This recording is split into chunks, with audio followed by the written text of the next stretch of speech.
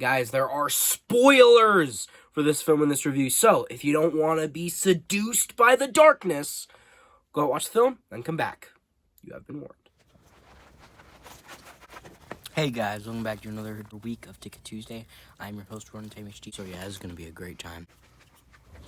Hey guys, welcome back to an episode of Ticket Tuesday. I'm your host, HD, and this week we watched the new Robert Eggers film, one of my favorite directors, Nosferatu, of course, an adaptation of the 1922 classic of the same name, so Nosferatu. This film was great. It was really good. It was horrific. It was atmospheric, eerie, dreary, gothic, tragic, all the buzzwords that you can put in there. But before I go on a whole tangent, why I love this film, I'll tell you why I love this film and more back at the house. Come to me.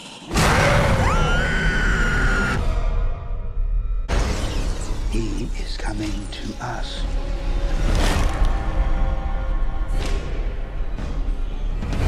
He's coming. Who is coming to you, my child?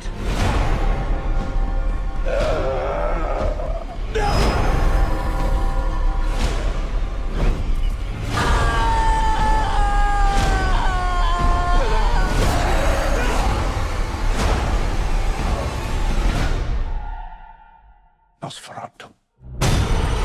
Hey guys, and welcome back to another episode of Ticket Tuesday. I'm your host, Ron HD, and this week we watched Nosferatu, the 2024 written for the screen and directed by one of my favorite directors, Robert Eggers, based on the 1922 silent film classic of the same name, starring, okay, let me see if I can remember all of them here, Bill Skarsgård as the titular Nosferatu, Willem Dafoe is the, Van Helsing character, Nicholas Hoult played, Thomas, the main guy who was, whatever. Lily Rose Depp as, the woman being seduced by Nosferatu, the woman who, Nosferatu falls in love with. Then who's somebody else? Oh yeah, Aaron Taylor Johnson as Frederick, who we probably don't because nobody watched that fucking movie. Kraven the Hunter. He was Kraven. I didn't plan this. Okay, I didn't plan on this happening, but that's just kind of funny. And obviously he is way better in this movie because a competent and good director made this film, so of course he was able to show his stuff a little better. And Aaron Taylor Johnson is a really good actor, and he shows it in this movie. But I will say, right off the bat, I really think this film just, it's dark. It's kind of a tragedy, in my opinion. There's no moments of levity. It is serious from point A. From beginning to end, this film takes itself incredibly seriously and the topic that it is talking about. And it is just, dreary and gothic and dark. And it's violent, but not too violent. It's not over the top. And, it's sparse. The violence is only when Nosferatu is feeding on people. And even when he does, only when he, bites into people or, really gets violent with people, which is not very often. Because, one thing I like about this Nosferatu adaptation is Nosferatu himself. Because, if you've ever seen, the Bram Stoker's Dracula with Gary Oldman, he's just kind of or even the, if you've seen the original, the original Dracula from, obviously, if you didn't know, Nosferatu is an adaptation of Dracula, which you probably do.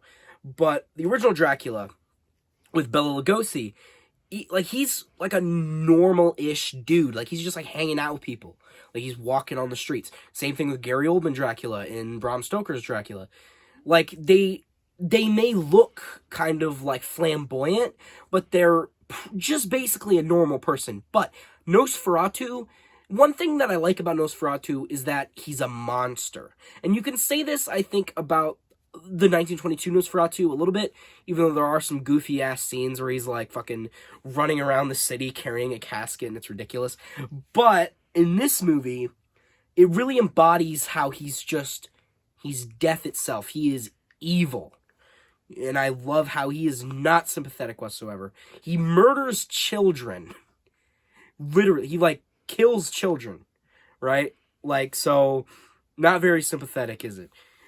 And it's just, Bill Skarsgård's performance is really good, too, because he's monstrous. You know, his voice is booming, it's intimidating. He has a presence. You know, he, like, towers over everybody. He's super fucking tall. He's big. But one thing I like is that, honestly, if you fought him, his strength is a lot. But if you actually had the tools to fight him, he's, like, centuries old. The only reason he's able to overpower a lot of these people is because he gets the jump on them.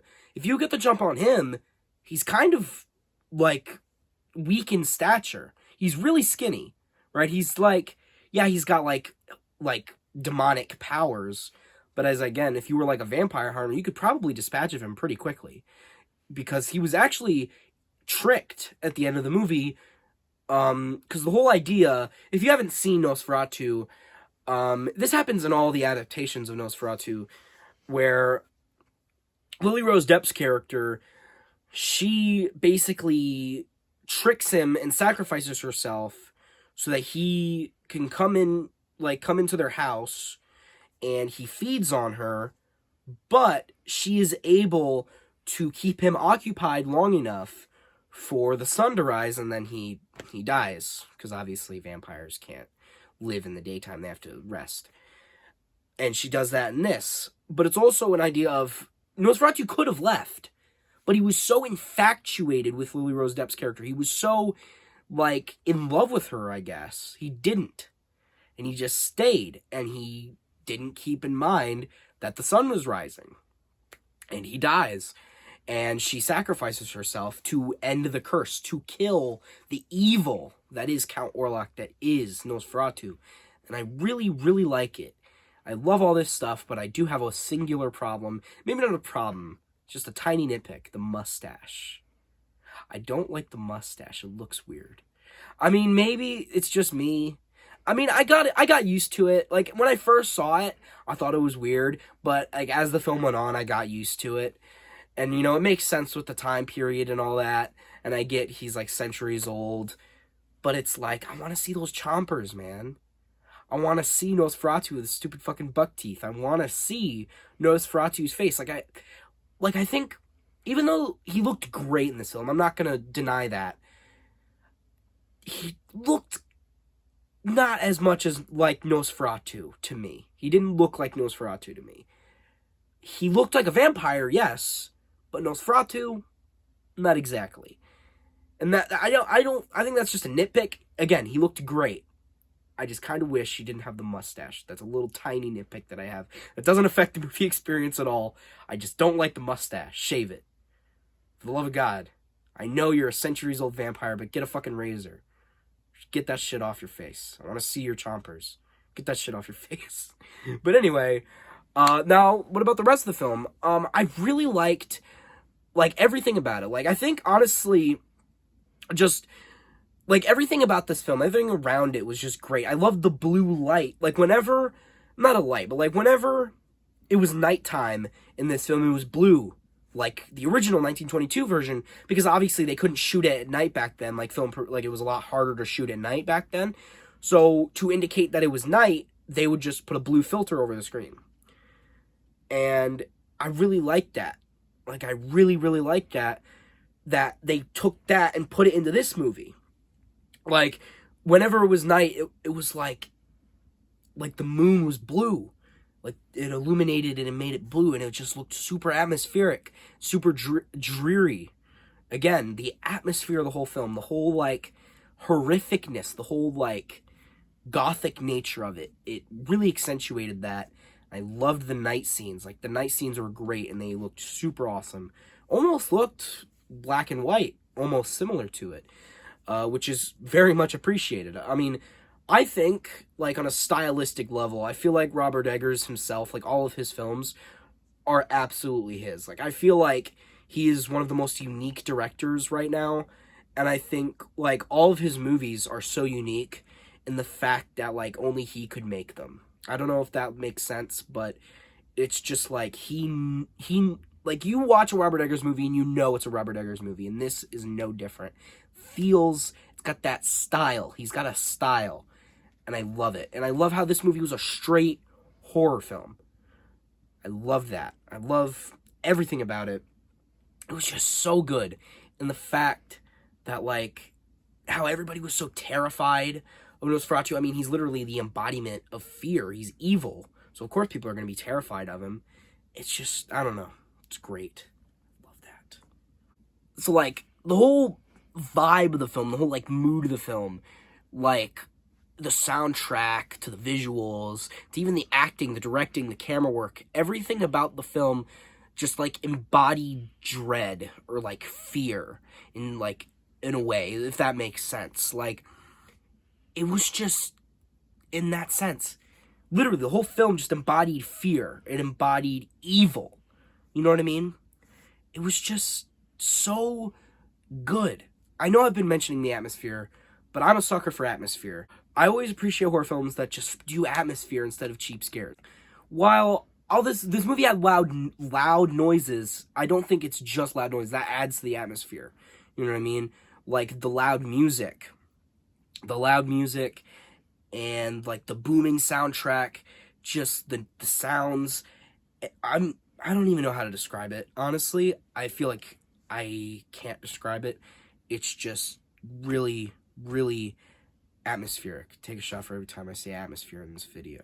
You know, it's hard to describe this movie. For me, it is hard to describe this movie, so maybe you should go watch it, and you could describe it yourself in your own words, and maybe it would be better, as I said, just better to watch it yourself, because this was a great movie, and I would absolutely recommend it. I'd say it's one of my favorites of the year, and that's funny because, well, the last year, at the time of this video's release. I really think that this film was just excellent. Excellent, excellent. Absolutely recommend it. One of my favorites, and I think I would rate this film an 8 out of 10. Very much enjoyed this film. Highly recommend it. Really, really liked it. And, yeah. I think I've said what I need to say. I think I've said my piece. So, guys, hope you like this video. Share with friends. Subscribe. Notifications on. Comment down below what you liked it. But, you guys know how it goes. I didn't really mean to say that. What I really meant to say. So, if you guys hated this video, unsubscribe, dislike, hate me in the comments. And I've been Runtime HD, off to vanquish evil.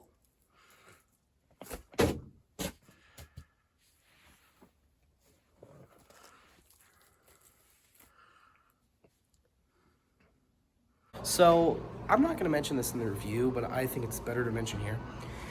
There was a point, Nicholas Hoult in the movie, who plays Hutter, or whatever the fuck, however you say his name, he was originally going to be played by fucking Harry Styles.